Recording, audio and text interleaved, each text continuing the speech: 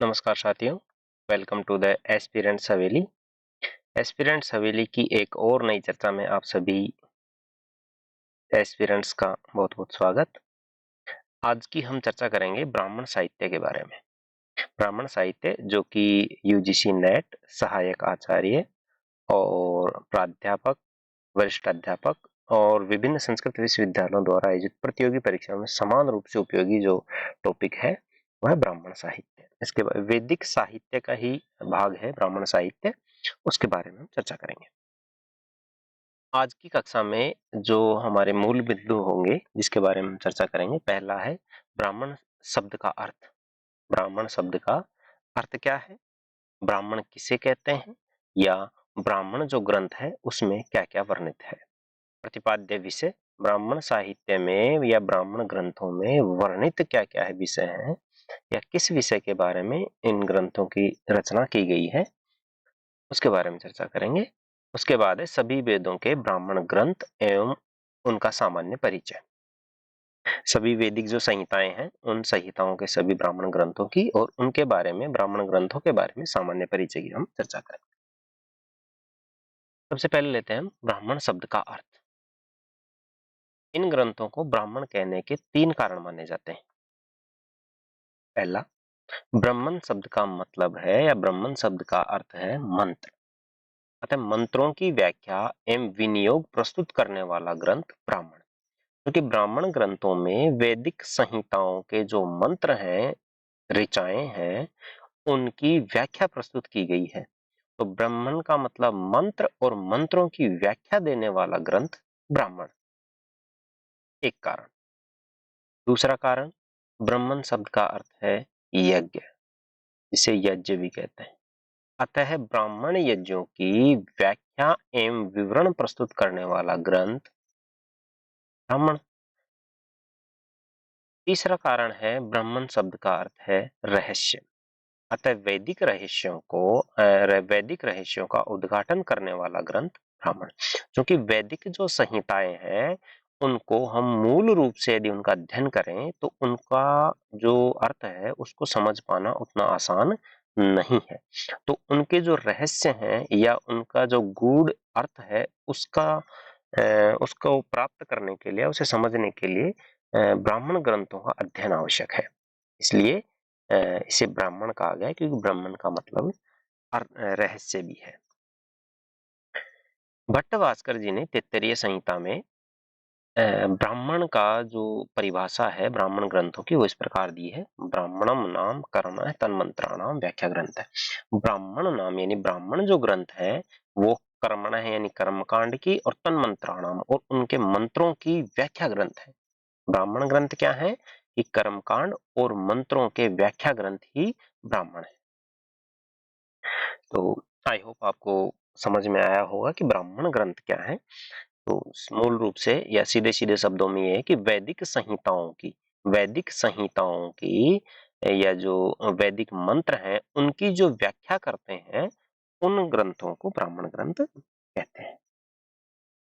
अब लेते हैं इनके प्रतिपाद्य विषय। प्रतिपाद्य विषय मतलब इनकी रचना क्यों की गई या इनमें किन किन चीजों की व्याख्या की गई है। ब्राह्मण ग्रंथों के प्रतिपाद्य विषयों को 6 रूपों में बांटा जा सकता है।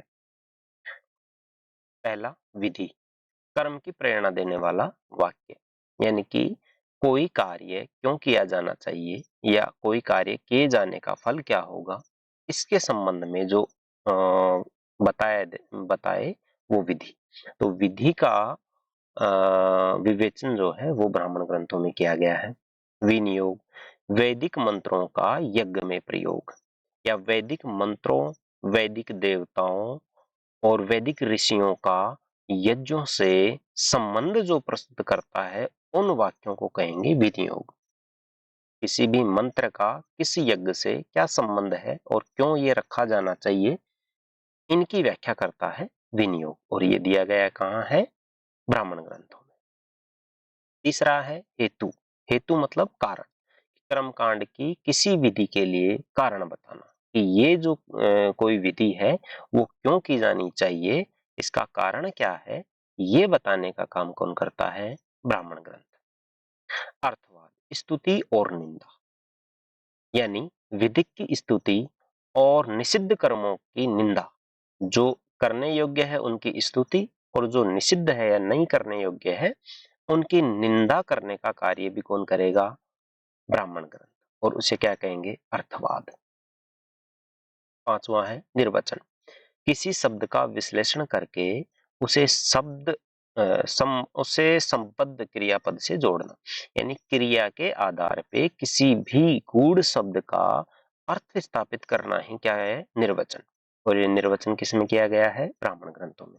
यानी वैदिक संहिताओं का कोई भी शब्द जिनका अर्थ कर पाना उतना आसान नहीं है, उसके अर्थ को क्रियापद से जोड़ करके विश्लेषण करना ही निर्वचन है और ये कार्य ब्राह्मण ग्रंथों में किया गया है। छठा है आख्यान। आख्यान का मतलब है पुराकल्प और प्रक्रिया बताना। पुराकल्प यानी कि पूर्व में जो भी यज्ञ हुए हैं उनमें जो भी राजादि द्वारा दिए गए दान दक्षिणा और जो यज्ञ करवाए गए हैं उनकी कहानी बताना, वो तो है पुराकल्प। प्रक्रिया जो भी पूर्व में या इतिहास में जो भी महायज्ञ हुए हैं उनकी कहानी को बताना प्रक्रिया। पुराकल्प और प्रक्रिया लगभग समानार्थी है। तो उन इतिहास की कहानियों को या उन अच्छे कर्मों को कहानी के रूप में या उनको किसी पुराकल्प और प्रक्रिया को किसी भी समय विशेष में कहानी के रूप में व्यक्त करना ही आख्यान का कार्य है। तो ये 6 प्रतिपाद्य विषय हैं: विधि, विनियोग, हेतु, अर्थवाद, निर्वचन और आख्यान। विधि, विनियोग, हेतु, अर्थवाद, निर्वचन और आख्यान। उसके बाद लेते हैं हम सभी वेदों के ब्राह्मण ग्रंथ एवं उनका सामान्य परिचय। सबसे पहले ऋग्वेदीय ब्राह्मण, ऐतरेय ऐतरेय ब्राह्मण, सांख्यायन जिसका नाम है कौशितकी ब्राह्मण, ऐतरेय ब्राह्मण, और दूसरा है सांख्यायन ब्राह्मण जिसे कौशितकी भी कहते हैं। दूसरा शुक्ल यजुर्वेद, क्योंकि यजुर्वेद 2 भागों में बटा हुआ है, शुक्ल और कृष्ण। तो शुक्ल यजुर्वेदीय ब्राह्मण है शतपथ ब्राह्मण, कृष्ण यजुर्वेदीय ब्राह्मण है तैत्तिरीय ब्राह्मण। सामवेदीय ब्राह्मण 9 प्राप्त हैं, जिनमें पहला है पंचविंश जिसे ताड़े या प्रौढ़ भी कहते हैं, षड्विंश सामविधान, आर्षेय, दैवत, छांदोग्य उपनिषद। छांदोग्य ब्राह्मण भी है, इसी को उपनिषद भी माना है, संहितोपनिषद और वंश और जैमिनीय जिसे तबलकार भी कहते हैं। उसके बाद है अथर्ववेद। अथर्ववेद की एक ब्राह्मण ग्रंथ प्राप्त है, वो है गोपथ ब्राह्मण। अब देखते हैं इनका संक्षेप में विवरण या संक्षिप्त परिचय। ऐतरेय ब्राह्मण में 40 अध्याय हैं, इसमें 5-5 अध्यायों की 8 पंचिकाएं हैं, तो 5 अंटे 40। 40 अध्यायों में 5-5 अध्यायों की 8 पंचिकाएं हैं। इसके मुख्य रूप से सोमयाग का वर्णन है। सप्तम पंचिका के 31 से 33 अध्याय तक प्रसिद्ध सुनहसेप आख्यान है, जो चरैवेति चरैवेति कारण विशेष विख्यात है। ये सुनहसेप आख्यान और चरैवेति चरैवेति क्या है ये हम अलग से डिस्कस करेंगे, उसमें हम चर्चा करेंगे इसके बारे में। इस ब्राह्मण के रचयिता महीदास ऐतरेय माने जाते हैं। ये जो ऐतरेय ब्राह्मण है इसके रचयिता महीदास ऐतरेय माने जाते हैं और इन्हीं के नाम के आधार पे इस ग्रंथ का नाम भी ऐतरेय ब्राह्मण है। दूसरा है सांख्यायन और कौशितकी, इसके 30 अध्याय हैं। अग्न्याधान, अग्निहोत्र, दश पौर्णमास और चतुर्मास इष्टियों का वर्णन इसमें दिया गया है, 30 अध्याय है।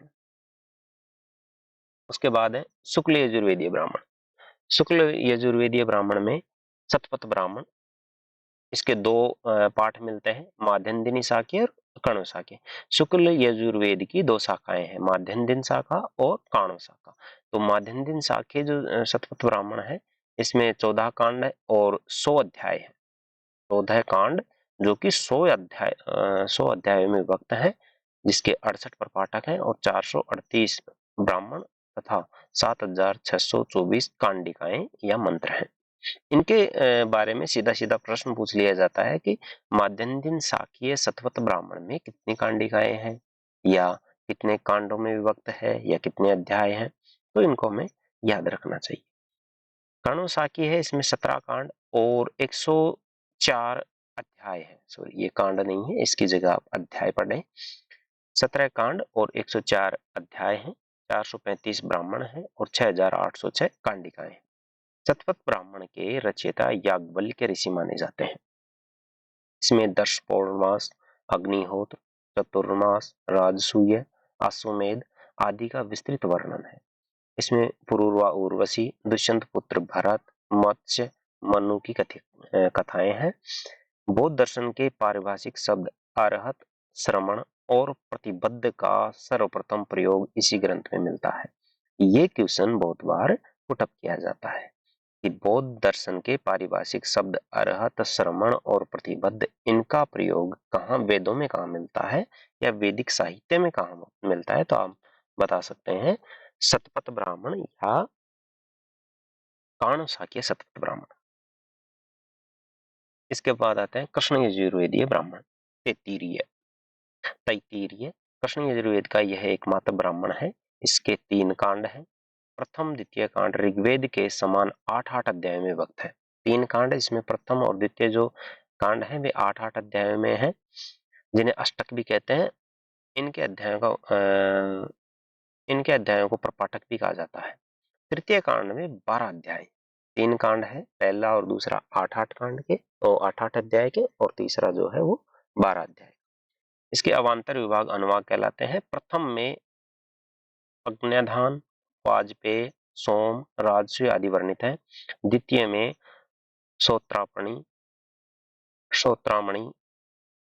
बृहस्पतिशव एवं वैश्यशव आदि एवं तृतीय में नक्षत्रेष्टि का मुख्य रूप से वर्णन मिलता है। सामवेदीय ब्राह्मण, सामवेदीय ब्राह्मणों में ताड़्य शाखा का पंचविंश ब्राह्मण मुख्य है। सामवेद की जो ताड़्य शाखा है, तांड्य शाखा जिसको कहते हैं, पंचविंश ब्राह्मण मुख्य है। इसमें प्रौढ़, तांड्य या महाब्राह्मण भी कहते हैं। इसमें 25 अध्याय है। इसका मुख्य विषय सोमयाग है। षड्विंश ब्राह्मण दूसरी है। वस्तुतः पंचविंश ब्राह्मण का ही परिशिष्ट है। इसके अंतिम प्रपाठक को अद्भुत ब्राह्मण भी कहते हैं। अद्भुत ब्राह्मण कहते हैं षड्विंश ब्राह्मण के अंतिम प्रपाठक को।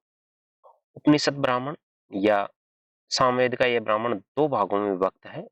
इसमें कुल 10 प्रपाठक है।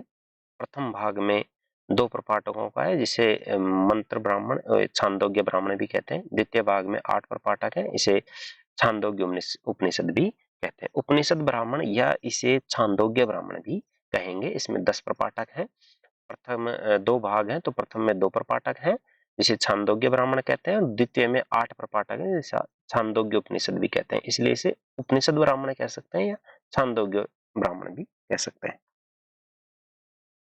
उसके बाद है सामविधान ब्राह्मण। इसके सामविधान ब्राह्मण में 3 प्रकरण हैं। प्रथम प्रकरण में व्रतों, काम्य प्रयोगों और प्रायश्चितों का वर्णन है। द्वितीय प्रकरण में पुत्र प्राप्ति के लिए विविध प्रयोग एवं तृतीय प्रकरण में ऐश्वर्य, नवग्रह प्रवेश एवं आयुष्य प्राप्ति के लिए अनुष्ठानों का वर्णन है। आर्षेय ब्राह्मण में 3 प्रपाठक हैं, जो 82 कांडों में विभक्त है। सामवेद की अनुक्रमणिका ऋषियों की सूची इसमें दी गई है। आर्षेय ब्राह्मण। दैवत ब्राह्मण, दैवत ब्राह्मण में 3 खंड। यह सामवेद का सबसे छोटा ब्राह्मण है। इसमें सामवेद के देवताओं का विवेचन एवं वैदिक छंदों का निर्वचन दिया गया है।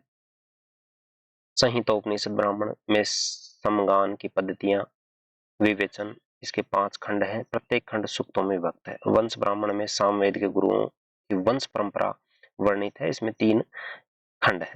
देखो, सभी जो ब्राह्मण ग्रंथ हैं उनका विवरण जो है सब में अलग अलग है। ये इसीलिए उपयोगी हो जाते हैं कि अब पूछ लिया जाए गुरुओं की वंश परंपरा किस ब्राह्मण में है, सामवेद के गुरुओं की परंपरा, तो वंश ब्राह्मण।